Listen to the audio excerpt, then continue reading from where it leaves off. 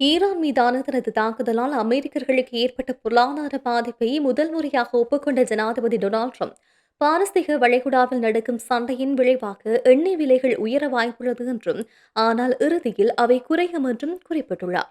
Iran மீது Israel, America கடந்த 28ஆம் தேதி ஈரானின் அணுசக்தி மையங்கள், அணுசக்தி உட்கட்டமைப்புகள் மற்றும் ராணுவ தளங்கள் என பல்வேறு பகுதிகளை குறிவைத்து தாக்குதல் நடத்தியது.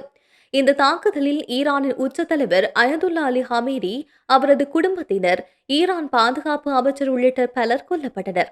இந்த தாக்குதலை தொடர்ந்து இஸ்ரேல் மீதும், மத்திய கிழக்கில் அமெரிக்க படைத்தளங்கள் அமைந்துள்ள நாடுகள் மீதும் ஈரான் தாக்குதல் நடத்தி வருகின்றது.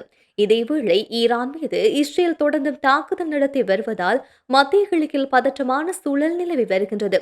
இதனால் மசகு எண்ணெயின் விலை தொடர்ந்தும் உயர்ந்துள்ள நிலையில் ஈரானுக்கு எதிரான போருக்கு பிறகு எண்ணெய் விலை குறையும் என்றும் ட்ரம்ப் தெரிவித்துள்ளார். அத்துடன் சிறிது காலத்துக்கு பிறகு மசகு எண்ணெயின் விலை சற்று அதிகமாக இருக்கும் என்றும், ஈரானுக்கு எதிரான போருக்கு பின்னர் முன்பை விட விலை குறையும் எனவும் ட்ரம்ப் தெரிவித்துள்ளார். தேவைப்பட்டால் மத்திய கிழக்கில் உள்ள எண்ணெய் கப்பல்களை அமெரிக்க கடற்படை பாதுகாக்கும் என்றும் ட்ரம்ப் கூறியுள்ளார்.